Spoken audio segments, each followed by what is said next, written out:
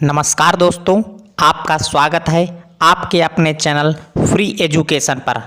तो आज आपके इस वीडियो में हम बौद्ध धर्म के बारे में पढ़ेंगे। पिछली वीडियो में हमने जैन धर्म के सभी इम्पोर्टेंट क्वेश्चन बताए हैं। आज के इस वीडियो में बौद्ध धर्म को विस्तार से कहानी की तरह पढ़ेंगे। इसमें हमने सभी पॉइंट कवर किए हैं जो किसी एग्जाम में पूछे जाते हैं। पहले हम पूरे वीडियो को एक कहानी की तरह समझेंगे, लास्ट में प्रीवियस ईयर एग्जाम के कुछ क्वेश्चन भी सॉल्व करेंगे। वीडियो को लास्ट तक देखें। चलिए वीडियो को शुरू करते हैं। बौद्ध धर्म के संस्थापक गौतम बुद्ध हैं। इनको महात्मा बुद्ध भी कहा जाता है।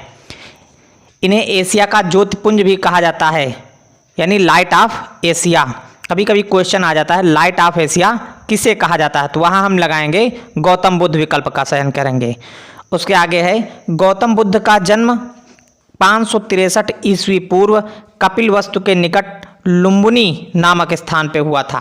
तो जो लुम्बिनी स्थान है ये पहले भारत में ही था, अब ये डिवाइड होकर नेपाल में पहुंच गया। वर्तमान समय में नेपाल में है। तो गौतम बुद्ध का जन्म यानी वर्तमान समय में जो नेपाल में है वहाँ हुआ था।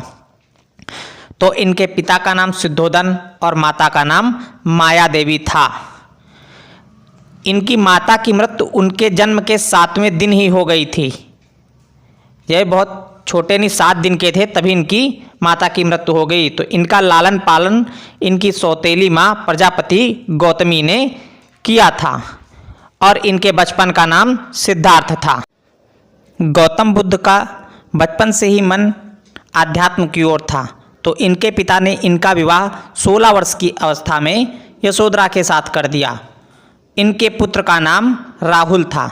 इनकी यानी पत्नी का क्या नाम था? यशोधरा, और इनके पुत्र का नाम राहुल था।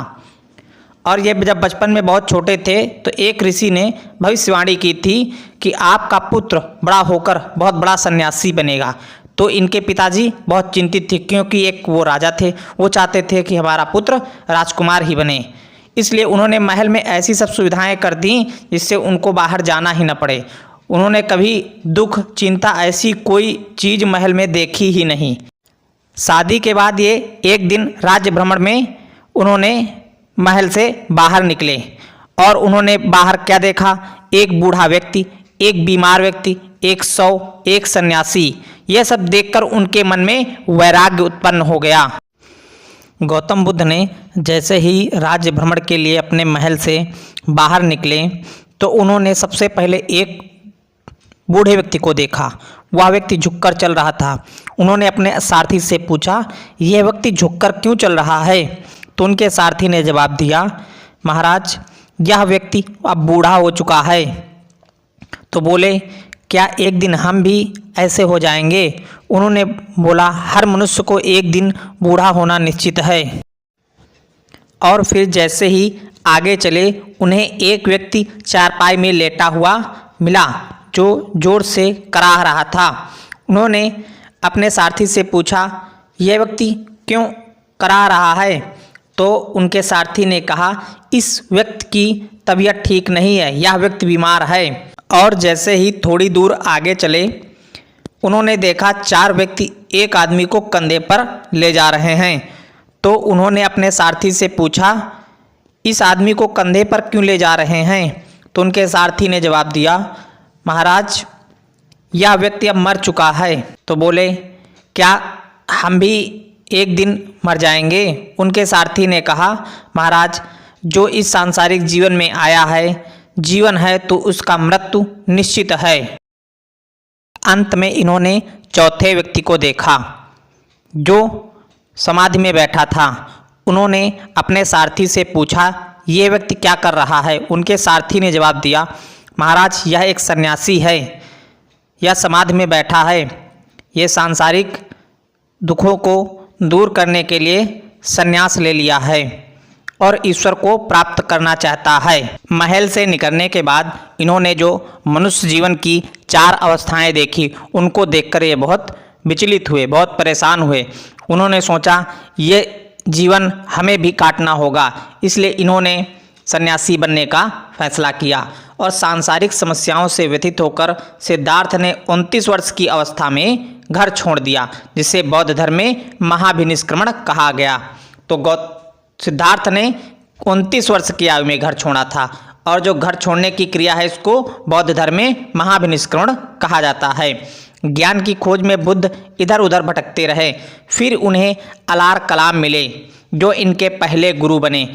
गौतम बुद्ध के पहले गुरु कौन थे? अलार कलाम। और इनसे इन्होंने सांख्य दर्शन की शिक्षा ली। याद करने वाले पॉइंट हैं ये। इसके बाद महात्मा बुद्ध ने अपने 5 मित्रों के साथ सारनाथ के वन में कई वर्षों तक कठिन तपस्या की। इसके पश्चात महात्मा बुद्ध ज्ञान प्राप्ति के लिए गया चले गए। कहाँ चले गए? गया आ जाने के बाद उन्होंने कठिन तपस्या की। कठिन तपस्या के बाद 35 वर्ष की आयु में वैशाख की पूर्णिमा को निरंजना नदी के किनारे पीपल वृक्ष के नीचे सिद्धार्थ को ज्ञान प्राप्त हुआ। किस नदी के किनारे? निरंजना नदी के किनारे पीपल वृक्ष के नीचे सिद्धार्थ को ज्ञान प्राप्त हुआ। ज्ञान प्राप्त के बाद सिद्धार्थ बुद्ध कहलाए। ये बुद्ध कब कहलाए? जब इनको ज्ञान प्राप्त हो गया। और जिस स्थान पर ज्ञान प्राप्त हुआ वह स्थान बोध गया कहलाया। बुद्ध ने अपना पहला उपदेश सारनाथ में दिया, जिसे बौद्ध ग्रंथों में धर्मचक्र परिवर्तन कहा गया है।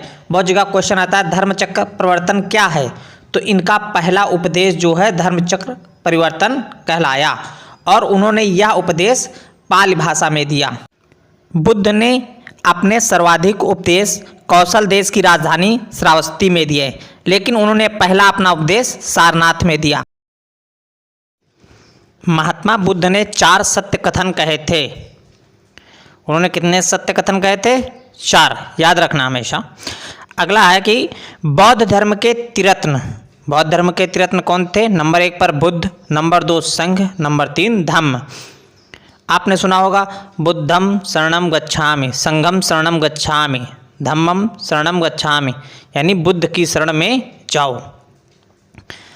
अगला है महात्मा बुद्ध के प्रमुख अनुयायी थे बिंबिसार, प्रसेनजीत, उदयन। ये तीनों राजा थे।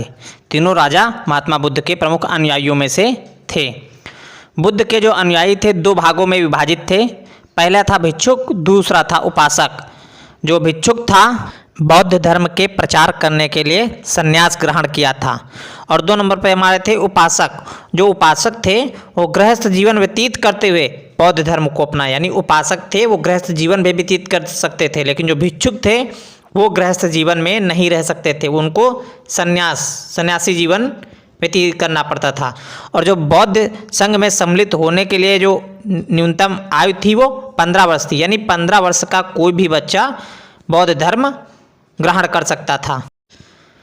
महात्मा बुद्ध के जीवन से संबंधित कुछ बौद्ध धर्म के प्रतीक हैं, जैसे कि उनका जन्म हुआ था उसका प्रतीक है कमल एवं साढ़। गृहता का प्रतीक घोड़ा। ज्ञान का प्रतीक पीपल, बोध वृक्ष। पीपल के वृक्ष को बोध वृक्ष भी कहा जाता है। और जो उन्होंने निर्वाण प्राप्त किया उसका प्रतीक पद चिन्ह। जो उनकी मृत्यु हुई, मृत्यु का जो है प्रतीक है आपका स्तूप बने थे ना। 80 वर्ष की अवस्था में 483 ईस्वी पूर्व कुशीनगर में बुद्ध का निधन हुआ। 80 वर्ष के हो गए थे जब महात्मा बुद्ध का जो है निधन हो गया था।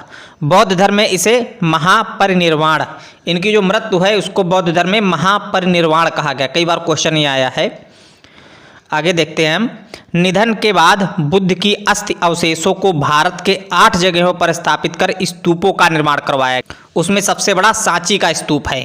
तो सांची का स्तूप कहाँ है? भारत के मध्य प्रदेश राज्य में है। और यह स्तूप अशोक ने 3री सदी के मध्य बनवाया था। जो 200 रुपये का नोट होता है उसमें हम देखते हैं सांची का स्तूप चिन्हित किया गया है। महात्मा बुद्ध की मृत्यु के बाद बौद्ध धर्म के प्रचार प्रसार के लिए 4 बौद्ध संगीतियों का आयोजन किया गया। तो जो प्रथम बौद्ध संगीत थी 483 ईस्वी पूर्व राजगृह में अजातशत्रु शासक था उसके समय में महाकश्यप की अध्यक्षता में संपन्न हुई। और दूसरी जो बौद्ध संगीत थी 383 ईस्वी पूर्व हुई। स्थान क्या था? वैशाली। और शासक कौन था? कालाशोक। और इसके अध्यक्ष को कौन थे? सर्वकामिनी। और तृतीय बौद्ध संगीत 250 ईस्वी पूर्व। स्थान पाटलिपुत्र। शासक अशोक और अध्यक्ष मोगलीपुत्र। और जो चौथी बौद्ध संगीत थी 72 ईस्वी पूर्व कुंडलवन में कनिष्क के शासनकाल में, और उसके अध्यक्ष वसुमित्र थे। इम्पॉर्टेंट हैं, बौद्ध संगीतों से अक्सर परीक्षा में प्रश्न बनते हैं, अच्छे से इनको रिपीट कर लेना। आगे हम देखते हैं, चौथी बौद्ध संगीत के बाद बौद्ध धर्म दो भागों में विभाजित हो गया। पहला था हीनयान और दूसरा था महायान। आगे हम पढ़ेंगे बौद्ध साहित्य कौन कौन से थे। तो बौद्ध साहित्य के अंतर्गत त्रिपिटक आता है। यह मूल रूप से पाली भाषा में लिखा गया है। इनकी संख्या 3 है।